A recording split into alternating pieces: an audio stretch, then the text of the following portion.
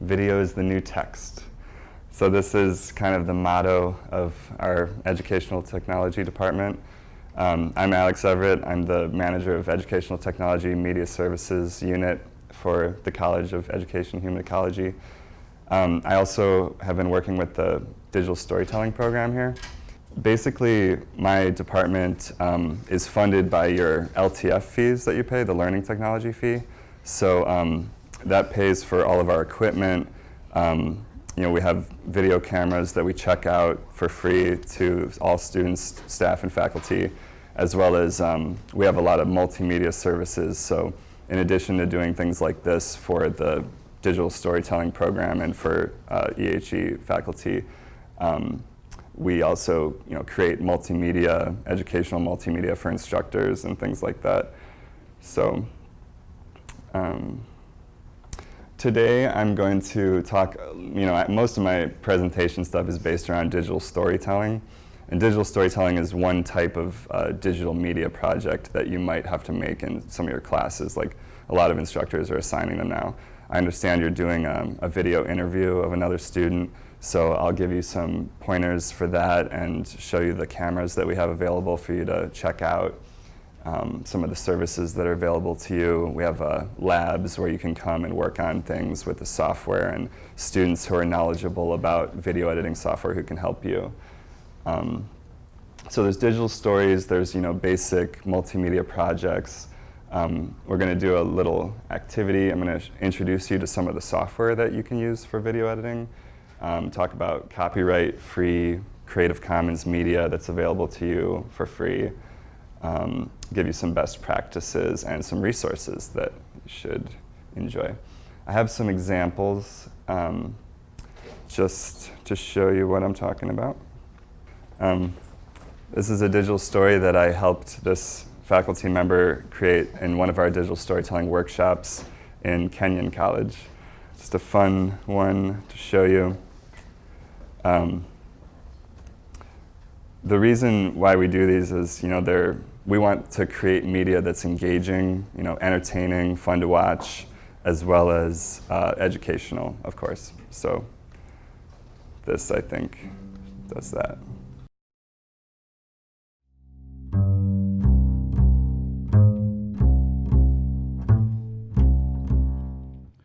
I'm Bruce the Neanderthal, and I approve this message.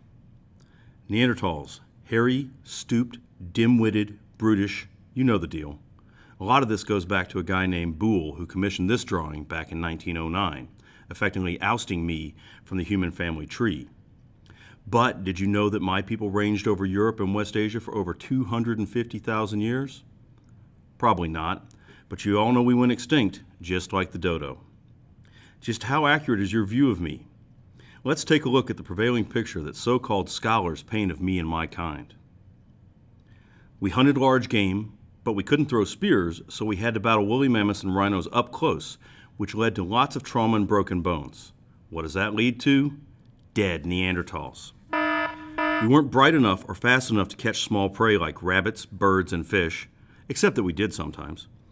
And we weren't that interested in plants, except that we ate them.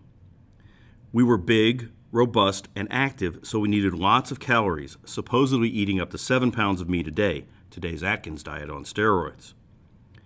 With that much lean meat, we would have overloaded on nitrogen and developed protein poisoning. What does that lead to? Dead Neanderthals. We often lived in extremely cold glacial conditions, but we couldn't make tailored clothing, no bone needles, and we didn't have habitual use of fire. What does that lead to? Dead and frozen Neanderthals. So what do you think? Whether trampled, protein poisoned, or frozen, it amounts to dead Neanderthals. Except that we did survive and prosper for 250,000 years. And recent DNA analysis suggests that most of you seeing this carry 1 to 4% Neanderthal DNA. So why do we have such a bad rap? I blame this guy. Images are powerful things. So take it from me, my friend. Beware the power of images, lest you assign others to the Neanderthal fate. Brought to you by the Society for the Ecologically Realistic Portrayal of Extinct Creatures.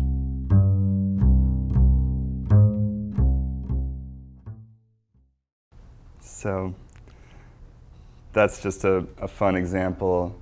He uses a first-person perspective to kind of take on the character of his subject matter, and he uses some humor in there to make it more engaging, a little bit of music. So we basically help people record their voiceovers, and I'll show you more in detail what I mean about recording your voiceover, because you want to have good quality recording. Kind of gives it a more professional feel. That makes it more engaging as well. Next slide. I know you might be doing digital stories or interviews.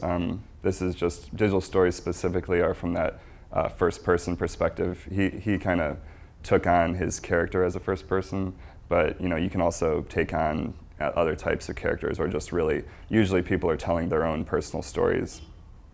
And the most basic form of this is just a slideshow. You just put images, voiceover, and you're done. I want to make it so video's not that scary. Some of the software and the equipment can be intimidating if you haven't used it before. I mean, nowadays a lot of people are recording video with their phones, and that's why we say video is the new text. It's kind of like these 21st century skills that you're going to be using in the future if you haven't already. And moving up in difficulty from there, you can start adding transitions, music, and special effects and things. And so I'll show you a little bit how to do that. I talked a little bit about this already, just the importance of and the engagement of video. And one of the most important things on here is the replayability. So right now I'm talking somewhere between 200 and 500 words per minute. And if this was a lecture and you were trying to copy everything down, you could only write maybe 20 words per minute, maybe 40 maximum. So that's 180 to 480 words lost. And if it's not recorded, that's lost forever basically, unless you can remember it. And so when you make a video of something, if someone doesn't understand, they can just play it again, which especially works for visual techniques, diagrams, things like that, or animations like this. So this is a video that I created that shows kind of the basics of digital story or these type of video creation techniques. So, you want to create a digital story. Digital narratives are a great way to tell personal stories, portray factual information, and express what's important to you through concise and engaging video pieces. The creation process boils down to 3 basic steps. The first step is to write your script. Actually, the first step is having experiences in your life, but hopefully you've already done that part. I would also recommend creating a storyboard to start planning which images or video clips you want to show while you tell each part of your story. The second step is to gather your materials. This involves recording your voiceover, and I would encourage you to try to use an external microphone in a quiet room, not your laptop's internal mic. Audio quality makes a big difference to the impact of your piece. I mean, audio quality makes a big difference to the impact of your piece. This step also includes gathering your images or video clips. You can search the Creative Commons for copyright-free images, videos, music, and sound effects. Remember, when you save each file, copy the author's username into the file name so you can attribute them in the credits. This will save you a lot of time versus looking them up again later. Check out digitalstory.osu.edu/resources for some great websites to search. The final step, where this video will focus, is bringing your materials together in video editing software and timing the lengths of your photos to match your voiceover. I'll show you the basics in iMovie and Windows Movie Maker. We'll start with iMovie. I'm going to show you the basics of constructing your story and cover some common pitfalls so you can avoid them. Okay, now this is really important. Before you start importing your media into any editing software, make sure that your files are organized and named the way you want them. Having a folder for your project with all your files neatly named and organized not only saves you the headaches of searching for things, but it is essential to keep things in the same place with the same name after you import them, because if you move or rename the file, iMovie will still be looking for it in the original location and you'll get errors. If you're using iMovie from iLife 08 through iLife 11 with version 9, I'm going to recommend doing the free upgrade to Mavericks operating system because iMovie version 10 is a lot easier to use. Having said that, I'm going to show you the previous version of iMovie because it's a bit less intuitive. When you first open iMovie, you want to start with a blank new project, no theme. Next, you can begin to drag and drop your images into the timeline where you see the drop zones. They'll come in at 4 seconds each by default, but that's pretty quick to show anything while you talk about it, and you'll probably want them longer than that. You can double-click an image to bring up the inspector. From here, you can increase the duration. To save yourself some time, you can apply this change to all stills in the timeline. This will also affect new stills you bring in. This is a great time saver because it's easier to trim clips shorter than it is to manually increase their duration. However, you must turn this checkbox off before you can trim clips by selecting parts of them and hitting the delete key. When you've brought in all your images, you're ready to bring in your voiceover. When you drag your audio file over, place it on your first image and look for the green plus sign. This creates an audio track that you can then move around and split in the timeline. If you drag your audio file over the background and it changes color, it cannot be moved or edited easily. This is meant for background music that goes over the entire piece, but I don't recommend this method. If you do this by accident, you can always press Command-Z or go to Edit Undo. You can add your voiceover and music tracks over a clip the same way, and then move them, trim them, and split them at the point where the playhead rests by going to Clip, Split Clip, or using the keyboard shortcut Shift-Command-S. You can use this to create dramatic pauses. So I'm hitting the spacebar on my keyboard to pause and play, and then selecting and deleting parts of the images to get the timing right. You can also add transitions by dragging them between clips like so. And you can add titles before, between, or on top of clips.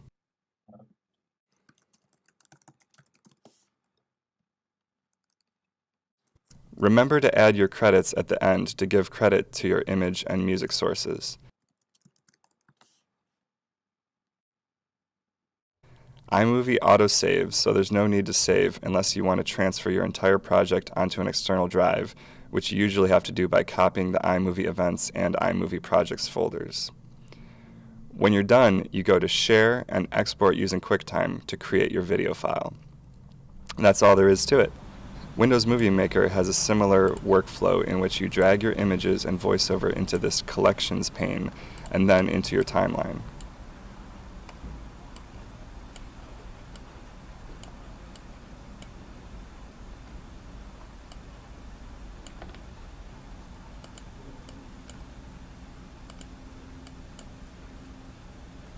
Remember not to move, delete, or rename them after you import them, or Movie Maker will get confused. Also, with Movie Maker you only get one track of audio. If you want to have music simultaneously with your voiceover, you have to combine them in an external audio editor like Audacity. Or after you finish editing your story with your voiceover, you can export it, then re-import your video, add the music, and export again. You can add your credits by going to Edit Movie, Make Titles or Credits in the Tasks, and Add Credits at the end. When you're done, click Done, Add Title to Movie. To export your video under Finish Movie, click Save to My Computer, name your file, and click Next. And there you have it. If you've used Creative Commons images and music, then you can upload your video to YouTube or another hosting service, send it to your friends, family, or colleagues, and everyone will just love it. For more information on making videos and assigning video projects in the classroom, click here and here. And thanks for watching.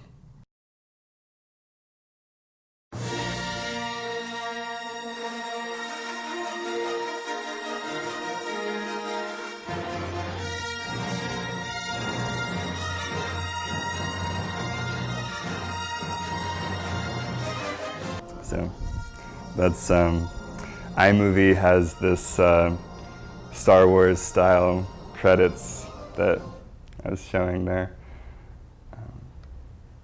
And you know, I wouldn't expect you to remember like how to do the whole video editing process, which is why there's a video that you can watch again if you need to brush up. That's online. I have a go.osu.edu /innovateDS files where you can download this PowerPoint and all of the files that I'm using. It has a bunch of resources and things if you want, so that you don't have to try to write down these links. And I can give that to you again after, in a little bit if you want. So I have a little activity here to help you with this. This is something we use in the digital storytelling program, and you can use this process even for PowerPoints and things. So I have this story here, and you get one sentence, and then I'm going to give you a packet of images, and you'll be able to choose an image that goes with your sentence. Thank you. Mm-hmm.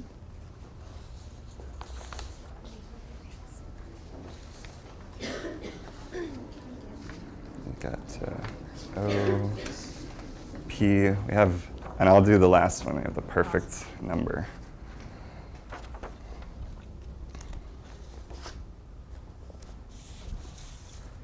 Mm-hmm.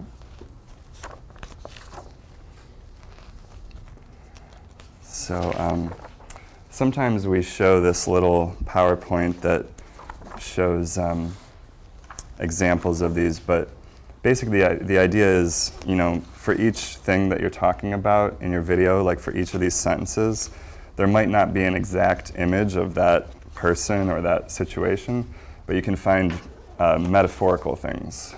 So, like, for example, if there's a part where the author of this story talks about her mother who's like older and dying, and there's not an actual picture of her, but there's a picture of like an old woman's hands, and that's the kind of thing where you don't need a literal image, but you can use something that still communicates that message. Mm-hmm.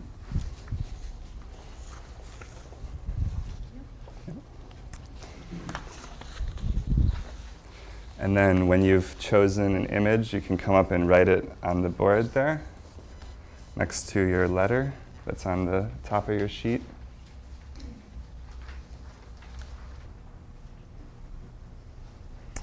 Okay. And so I have prepared a timeline in iMovie using just that technique that I showed you earlier that compiles some images, and then I just trimmed them to the lengths of time of each sentence or each phrase. And then I have the numbers of the images. So what I'm going to attempt to do is put your images into here, and then we can watch the story that we've just created. So for A, we have 35.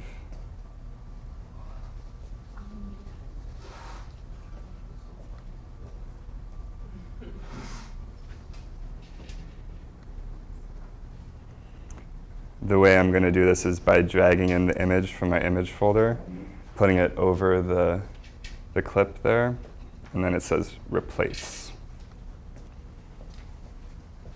So we chose 35 for that first image, and now that's in there. And then it's like 20, I think. 20. Okay. And now I think the timings of these stayed the same, so we can see the story that we created here. When I was working at a local community college, I frequently needed to ask the dean's administrative assistant for help getting things done.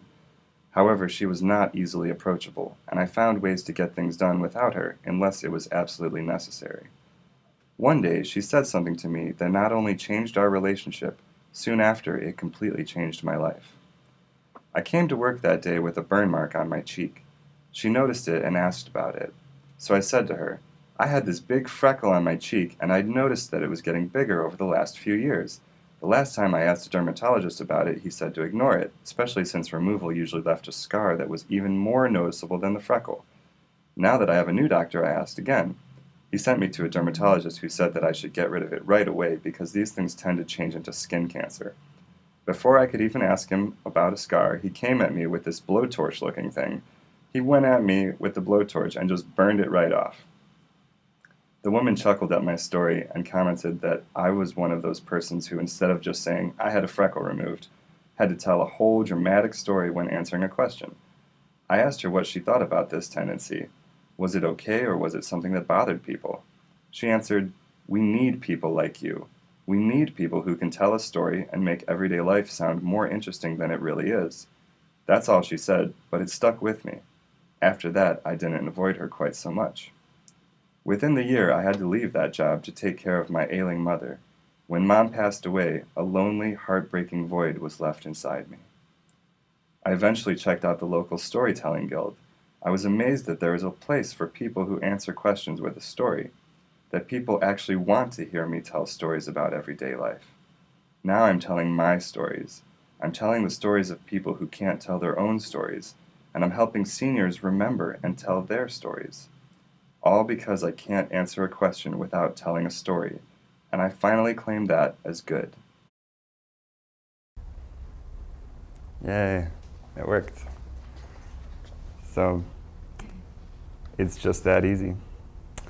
And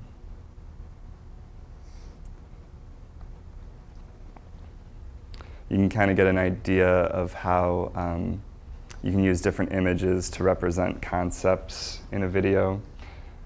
And all of these images are copyright-free Creative Commons media, which means that you can use them in any kind of context as long as you're not making money off of it usually. They usually have a non-commercial license, and they have an attribution license most often, which just means that's why I showed you how to save the person's username and put it in your credits. But it's really a good idea to use copyright-free Creative Commons media. You can go on Google and just look up images, but those are most often copyrighted, and those people could tell you to take down your PowerPoint, your video. They could sue you if you use it in the classroom, especially with music. Your stuff will get taken down off of YouTube, and you could potentially be sued. Usually they just take it down, but that's why I always use Creative Commons stuff. You can get Creative Commons music even. This is a little video. I think 10:55. I think we have time that we can watch it to kind of give you an idea of what Creative Commons is. This was made by Queensland University in Australia. So it's these little Australian 3D animated characters describing how to use the Creative Commons and how you can get famous from it. If the video is still on their website. It's not really. Oh, here we go.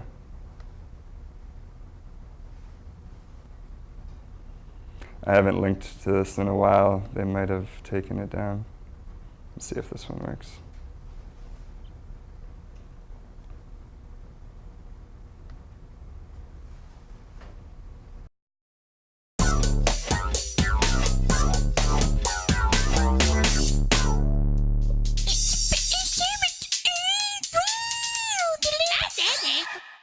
You scared me to death. What were you doing? I was just appreciating this cool song I just downloaded off the net.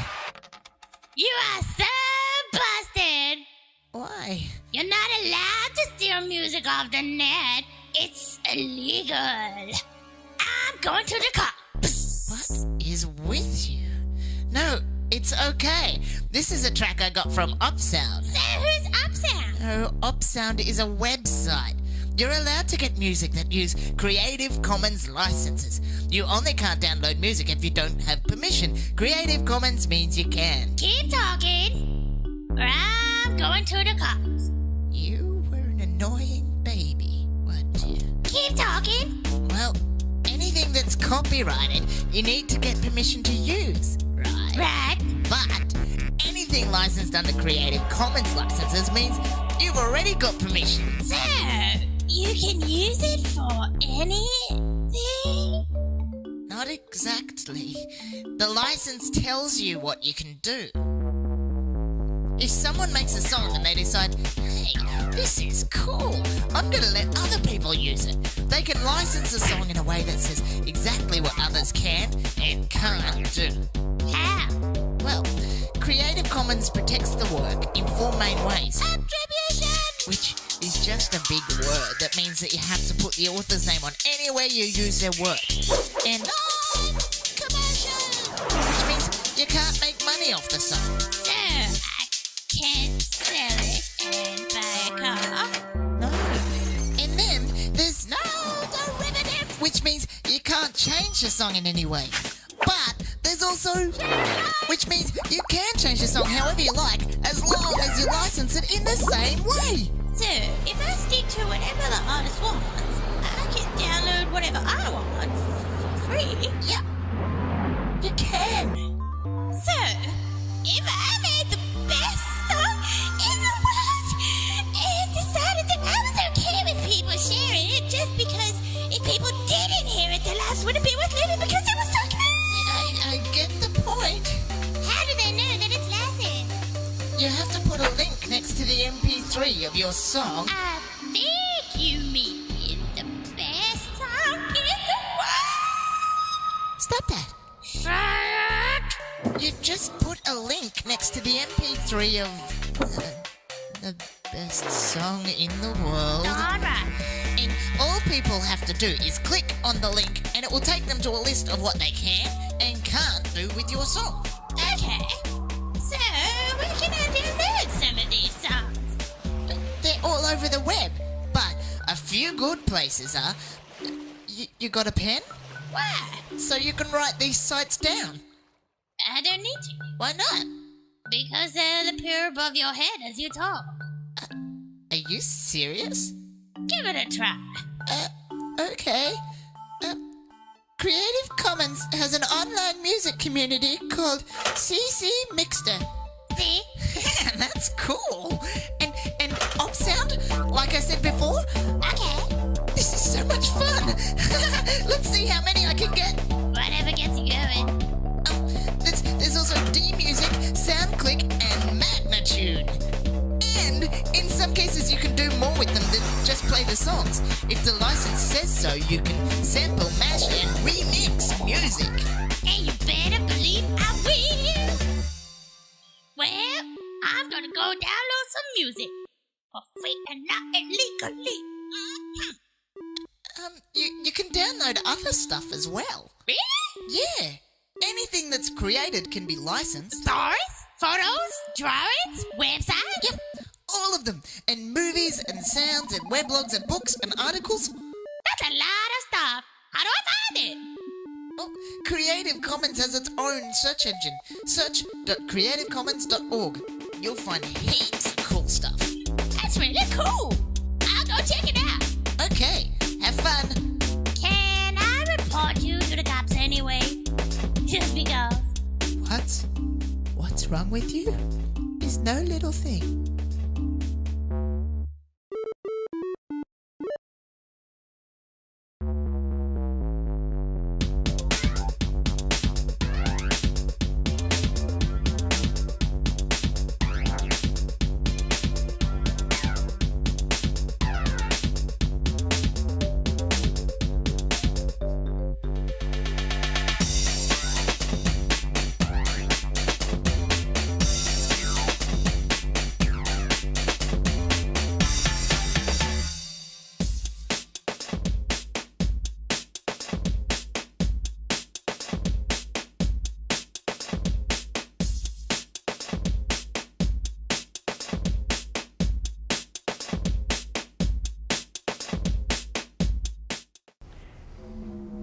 I've never even seen that one before. The second one is like a 3D animated one, but basically gives the same point of you know, how to use Creative Commons licensed media.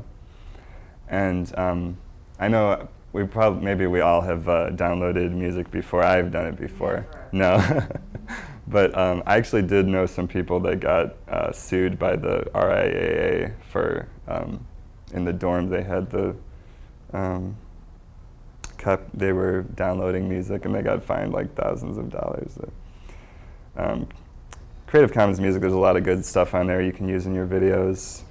I don't know why this isn't, oh, swap just play, here we go. Okay. So you're going to be capturing your own video, and these are the two cameras that we have available for checkout for you to use. This is the most common one that people use. It's called a Bloggie. It's a Sony Bloggie touchscreen camcorder. It's pretty comparable to what you have on your phone, but it gets better audio, and it's easier to import to the computer because it has this little USB port that pops out. And it's really easy to use. There's just 3 buttons on it. You basically just hit record, plug it in, transfer off your videos. But I do recommend that you always use a tripod and use it horizontally. So just you put it on there like that, hit record. It is limited to 30 minutes per clip. So after 30 minutes, it'll stop. You can hit record again and get a few more clips if you need to.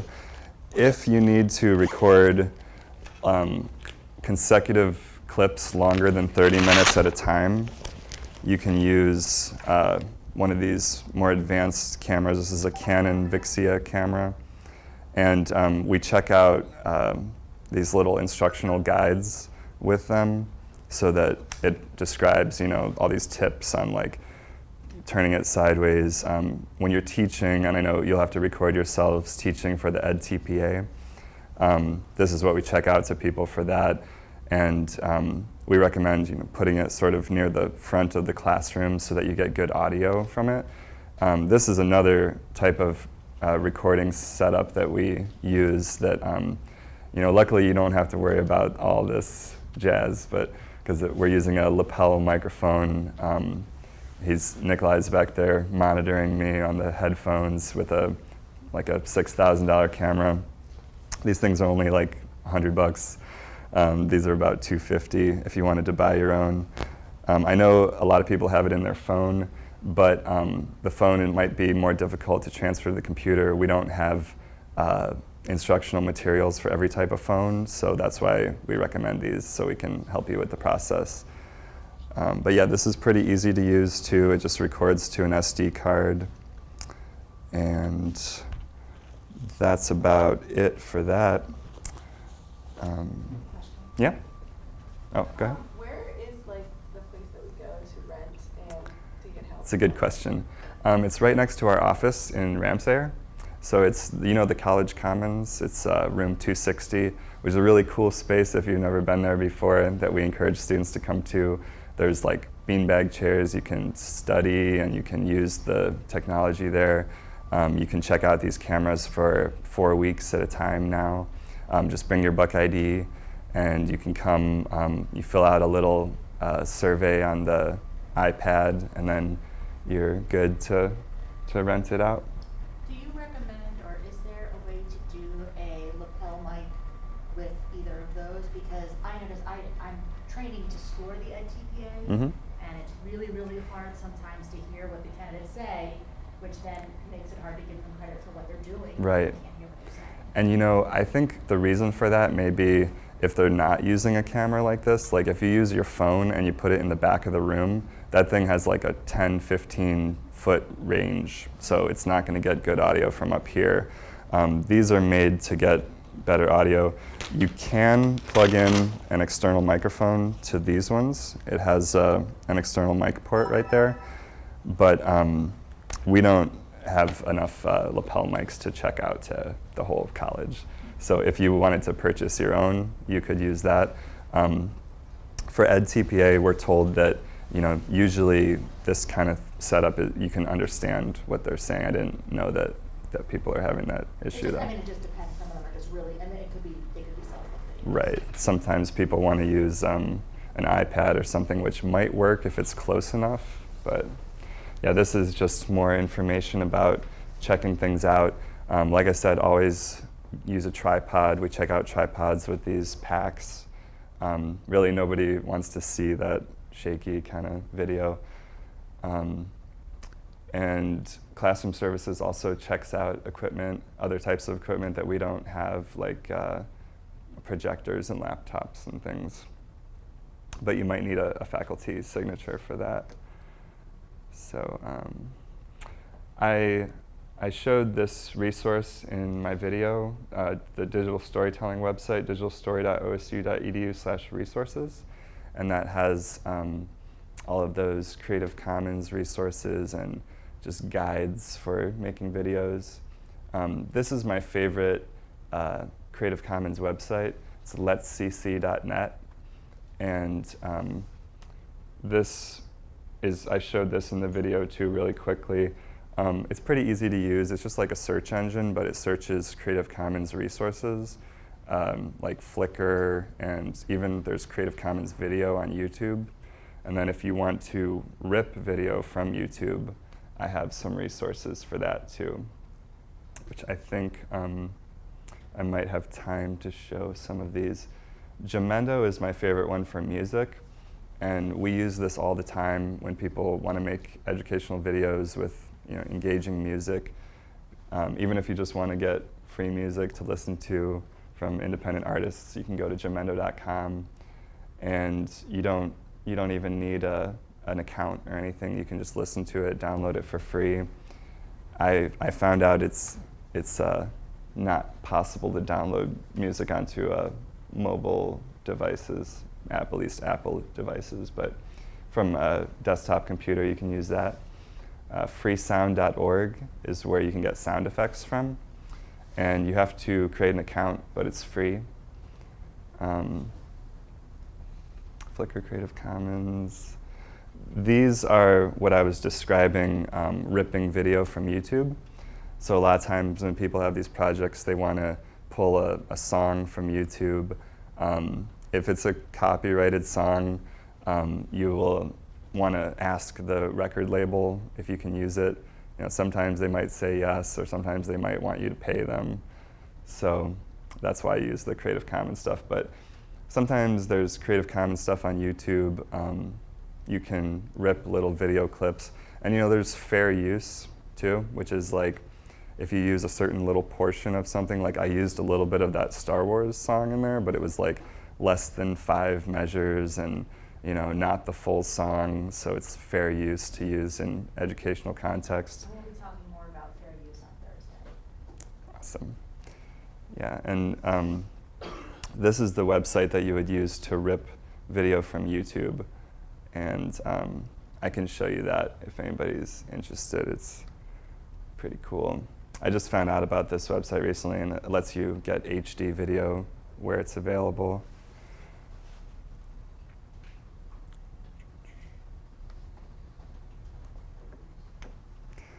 So, say you wanted to download my video here. You just copy the URL, doing a Command-C, Control-C on a PC, and then go to clipconverter.cc. You paste in the address and do a continue. This is HD video, so I have that as an option. And then you can choose different file formats. Like if you just wanted the music from it, you could do an MP3. It's going to do MP4 by default, which is a good format you can use in iMovie or Movie Maker, pretty much any video editor. And you click Start. It's a good thing this is cutting off half of the screen, because there's probably like advertisements for disreputable websites over on the other side. But so now it's converting it to download. See what kind of racy websites are there. Yeah, that would go on my SEIs. Brand, brought in the speakers, just lazy websites, and how it works. Which actually, that's a good point. If you look up online, like, royalty-free music, ripping videos from YouTube, Google will show you a whole bunch of much racier websites and disreputable websites where you could potentially get viruses and things like that, which is why don't worry about that. You didn't see anything. But really, this is a reputable one where it gives you good files. And yeah, some of the other websites will give you really poor quality files and viruses and stuff. So clipconverter.cc, Jamendo, and you just hit download.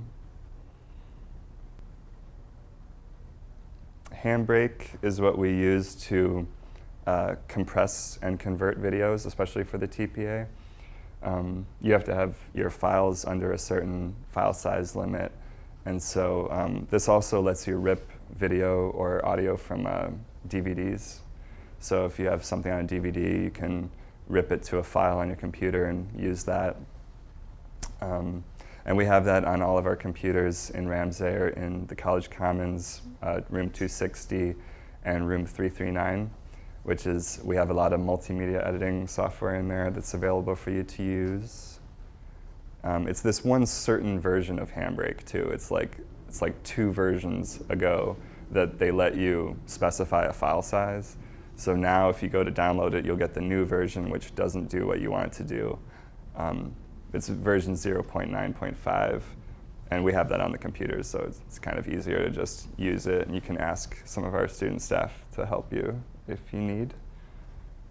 So, yep, this is my email, phone number. We're in the Ramsey 245 right next to the Commons, and we do all the checkout through the Commons student staff. So, anybody have any questions or anything? I can post it on our Carmen, that way all the links and everything. Sure. That way you don't have to get mad about it. No other questions? People? I guess specifically if you're interviewing each other, we do a lot of interview type things. You have a choice of having both people on camera, or if you just want the person you're interviewing. I don't know if you're doing. Okay. Because you can do an over-the-shoulder shot where or you can do like a shot of both people in the frame, just depending on what you're going for. Just try to find a spot that's really quiet, has good lighting. We have a studio in Ramsey. I don't know if it's really reservable, but you'll probably be okay just to use any quiet space you can find. The Commons might have some good places to record. And yeah, I don't know, you would just record, bring it onto one of the computers there with iMovie or Movie Maker and do the editing, and hopefully we can help you with that process if you need. So. Any other questions? I just know that especially as NTPA comes up, it's gonna get crazy about trying to figure out how to video and how to do all this. So I think it was really important for us to, when the other instructor and I were kind of designing the course, to make sure you had this now, so that you kind of get a little practice. And you may want to, those of you that are placements, play around with the camera in a placement to see what it's like to videotape those types of things. What are the rules? I don't know if you know, or whether I should tell them about videotaping kids in classrooms. Yeah, actually, that's something I had on here that I forgot to mention. If you're going to put anything online, you want to have whoever's in it sign a consent form that I wonder if I included that on the website. Especially with kids, minors have a different consent form that their parent or guardian has to sign before you put someone's image or likeness online.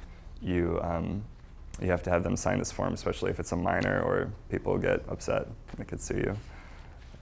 So yeah, if you bring a camera into your classroom now, just to play with the fact that to play with it and learn how to do it, that's fine, because the assumption is that you're going to go home and delete the file. Or, Yeah. Look at your teaching and go from there. But with EdTPA, where you actually do have to upload it online and you get to see kids, you have to get it. But a lot of times you can kind of get around it when you're not really seeing kids from the front anyway. You're seeing kids from the back. A lot of times I see the videos where the here's a classroom and it's behind the car or something like that. So this is the go.osu.edu/innovate.ds files. And this will, well, it used to work. Maybe that's cap sensitive. There we go. This has my PowerPoint and all those files that I was using, the images, music, and everything. I don't know if I put the consent forms in there, but we have consent forms.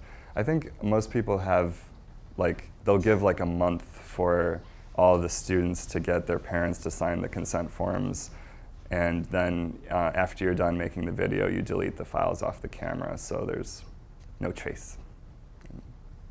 Any other questions? Can you say what that website was again? It's go.osu.edu/innovate.ds files, all lower caps.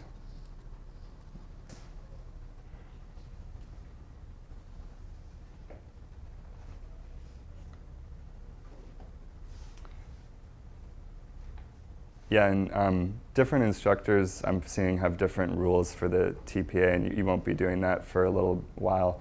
But if they do like 2 10-minute clips, or some people have different rules if they want to show student interaction, things like that. Yeah, that's pretty much all I got. Great, thank you. Thank you.